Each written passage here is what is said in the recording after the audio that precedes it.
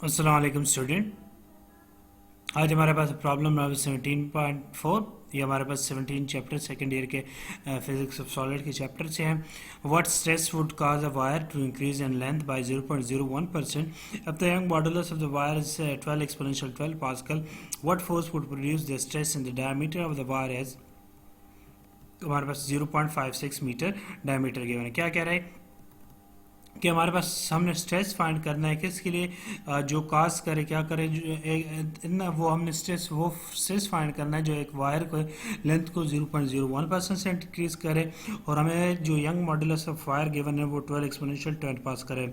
So what force, दूसरी चीज़ हमारे पास है कि what force would produce the stress, और वो जो हमने स्ट्रेस फाइंड करना है उसके लिए फिर हमने फोर्स भी फाइंड करनी है कि कौन सा फोर्स हमारे पास इतना स्ट्रेंथ प्रोड्यूस करेगा जब हमारे पास जो वायर का डायमीटर वो 0.56 मिलीमीटर हो। ठीक है, तो स्ट्रेस जो हमारे पास 0.01% लेंथ को इंक्रीज करे और उस स्ट्रेस के लिए जो हमारे पास कितनी फोर्स चाहिए वो भी हमने फाइंड करनी है। ठीक है, तो डेटा लेते हैं। परसेंटेज इंक्रीज इन लेंथ या परसेंटेज इलोंगेशन 0.01%, और यंग मॉडुलस हमारे पास वाई की वैल्यू 12 एक्सपोनेंशियल 10 पास्कल है, डायमीटर 0.56 मिलीमीटर है जो कि हमारे पास 0.56 एक्सपोनेंशियल -3 आ जाता है। यहाँ से रेडियस की वैल्यू हमारे पास r इज इक्वल डी और टू डायमीटर पे 2 डिवाइड करेंगे तो r की वैल्यू 0.28 एक्सपोनेंशियल -3 मीटर आ जाएगी। स्ट्रेन इन वायर और फोर्स रिक्वायर्स यानी सिग्मा और एफ हमने फाइंड करनी है।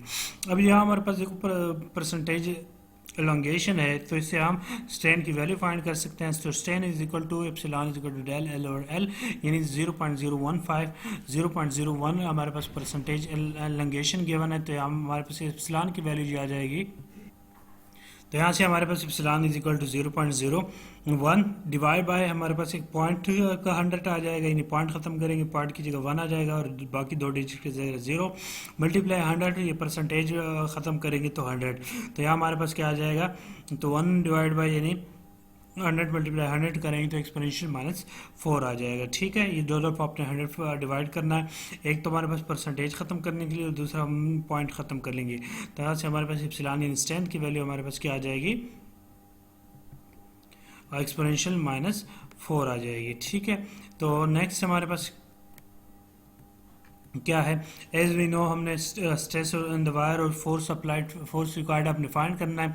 तो यंग मॉडुलस हमारे पास क्या होता है स्ट्रेस और स्ट्रेन, यानी हमारे पास क्या होता है स्ट्रेस एफ और ए और स्ट्रेन हमारे पास क्या होता है डेल एल और ए। तो स्ट्रेस को हम सिग्मा से रिप्रेजेंट करते हैं, स्ट्रेन को हम एप्सिलॉन से, तो हमारे पास यहाँ से आ जाएगा हमने स्ट्रेस फाइंड करना है तो सिग्मा यहाँ ये जो डिवाइड हो रहा है इक्वेशन के साइड पे मल्टीप्लाई हो जाएगा, तो sigma is equal to Y multiply epsilon, तो हमारे पास 12 एक्सपोनेंशियल 10 मल्टीप्लाई एक्सपोनेंशियल -4 आ जाएगा। तो यहाँ से हमारे पास सिग्मा की वैल्यू जो आ जाएगी 12 एक्सपोनेंशियल 6, या एक्सपोनेंशियल 6 हमारे पास पॉइंट यहाँ है तो हमारे पास 1.2 एक्सपोनेंशियल 7, या इसको आप 12 मेगा पास्कल भी लिख सकते हैं। पॉइंट यहाँ से यहाँ लेके आएंगे तो 1.2 एक्सपोनेंशियल 7 पास्कल, तो ये हमारे पास स्ट्रेस का आंसर आ जाएगा। नेक्स्ट हमने फोर्स अप्लाई करना था, force now for the applied force required तो stress sigma is equal to F और ए।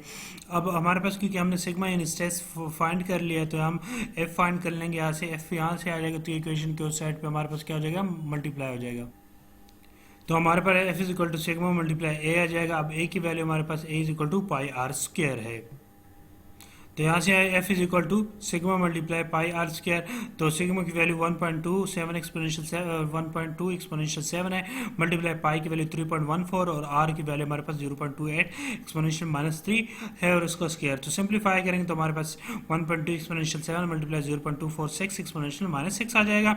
यहाँ से इसको मल्टीप्लाई करेंगे तो हमारे पास जो एफ की वैल्यू है वो हमारे पास कितनी आ जाएगी, F is equal to 2952 newton, तो ये है हमारे पास इसका आंसर। सो आज के लिए इतना काफ़ी, नेक्स्ट प्रॉब्लम इंशाल्लाह नेक्स्ट वीडियो में। Thanks for watching.